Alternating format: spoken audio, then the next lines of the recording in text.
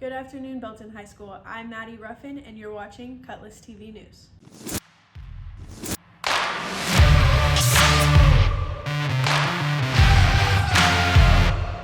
Forcing a stricter phone policy this year. Here's Victor Cano and Harlan Mederhoff with the story. The new cell phone policy has caused some room for discussion in school. Here's Ms. Soltz with her opinion on the subject. My new stance on the phone policy is, I hate to say this, but I think it is a good addition to Belton High School. And I think the students so far have been really mature about it. I have seen a huge difference in my students because of this policy. I was just telling another teacher the other day that for the first time in probably 5 years, I had all 30 students in the classroom completely engaged and paying attention all at the same time. I believe the new policy is fair because there are some schools who have eliminated phones completely where the students can't even bring them in or they have to put them in a lock pouch. And I think it's fair because students do get to use them in passing periods and at lunchtime. So I think it could be worse. Mr. Allen discusses the cell phone policy. So the motivation behind the new phone policy was simply to protect instructional time. We want our students to be able to focus in on their academics. We've seen way too many students making failing grades, and we're not saying that the policy is going to be the sole answer, but it is a great start for us. But we want to reduce the number of students that are making D's and F's in classes because they're distracted by their devices. And we also want to create an opportunity where our students can socialize, interact with each other, learn some of those soft skills that we talk about in terms of working in teams and groups, but be present in the moment of learning, and so that our teachers can actually teach and not compete with distractions. Well, I think students will benefit from it because they'll be more engaged in their learning, which we starting to see already. I think students will benefit from it when they look at their academics. When they see their report cards, I think they'll be able to see some progress being made. I've had great feedback from a lot of students, a lot of staff, and parents as well. Give it time. Give it time. Let us work the process and buy into the process at the end of the day so that we can see our children being successful. At the end of the day, kids still have cell phones at school, right? We get to use them in the hallways, we get to use them in cafeteria, and we also get to use them in assemblies, just not in class meetings where we give out important information. But at the end of the day, they still have them at school.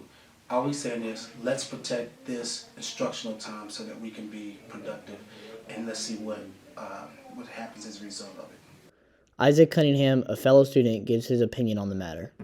As a senior, I feel like the phone policy is a little strict because I feel like students will choose how they want to do in school or not, and a cell phone doesn't really depict that.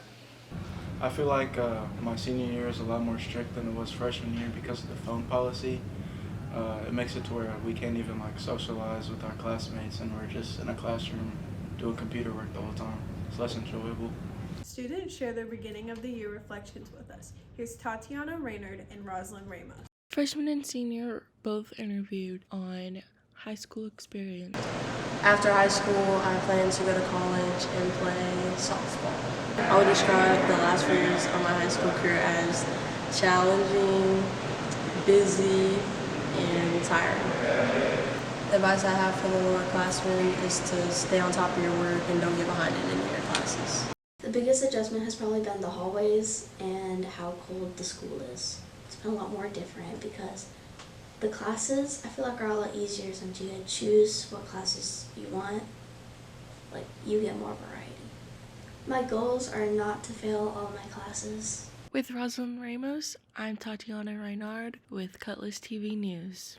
Coach Vaughn discusses some of his thoughts on this year's upcoming football season. Coach Todd Vaughn, how am I adjusting to team differences from other years? Well, it's definitely different. Every year is different. What we do organizationally is not a whole lot different, but as a coach you definitely have to find the right pieces of the puzzle. What's the most important thing about coaching to me? I enjoy the relationship aspect of it with my kids and with my coaching staff. I think that's the most enjoyable part. The most important thing is that our kids learn some quality lessons about themselves and learn what it takes, some of those strong character traits that it takes to be successful. Alec Colombo shares his thoughts on this year's upcoming football season. I'm Alec Colombo, number 2, varsity football. My plans after graduation do involve football. I plan on hopefully playing in college somewhere. It don't really matter where right now, but yeah, I plan on playing football in college. It's just gonna miss Friday night. Friday night you get hyped, you play football against your rivals. It's fun. Playing a small team, it sucks at some points, but I trust and believe in our team that we can win games no matter what. We got athletes all over the football field, so we'll have a good season. I'm not really worried about a smaller team. Yeah, we're going to play teams with 100 kids, but it's all about the heart, so I'm not worried about it. With Leo Reinard and Nazir Kenny, I'm Nora Rucker with Cutlass TV News. Softball season is off to a great start. With this year's projections, here's Alana Lancaster and Harper Rainey. Presenting the inside look into the coaches and athletes about the ongoing softball season. My biggest goal to achieve this season is all-state, but also to win district as a team. Because he took me to all my practices and stuff just to learn how to play the sport so he could teach me when we were by ourselves. The best piece of advice I have received from a teammate and his coach is to always do me and not focus on what other people are doing. Like I said, it's me versus me out there.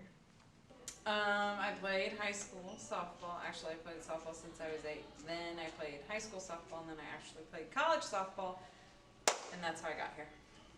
Getting the players to understand that you should not have any drama is a very challenging thing because high school girls are very dramatic. First year, we played bad. I made the girls sprint after the game. And I'm very chill now compared to what I used to be because I learned that I couldn't coach how I was coached in college to high school girls. With Alana Lancaster and Harper Rainey, I'm presenting Belton Softball with Cutlass TV News. This month is Suicide Awareness Month. To honor that, we interviewed students on their experiences. One of my closest friends went through a really rough patch, and I always just made sure that she knew that I was there for her, and that if she ever needed anything, then she could always count on me.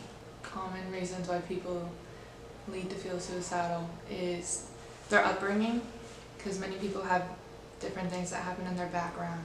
It can all just feel like a lot and that there's no escape. I think the best way for people to support each other is definitely to not be isolated. So you need friends that are supportive, friends that, are gonna check in on you and see, like, are you eating, are you sleeping well, are you getting outside and getting fresh air, obviously encouraging you to go and see like a therapist or a counselor or a trusted adult if they're, having a hard time. As teachers, we've done a couple different things for signs of suicide. And I think one of the biggest things is just never be afraid to ask someone. And if you're concerned about someone, it's okay to go and talk to a trusted adult. It's a lot of pressure that we put on ourselves to fix other people that we care about, people that we love. And ultimately everyone makes their own decisions. But when you have a friend or a family member that is going through a hard time, I think just reminding them that you're there for them and that you want to support them and that you're there to talk, that's really the most that you can do. This is Lily Swim and Hallie Billinger with Cutlass. Thanks for watching Cutlass TV News, and as always, Carpe Diem.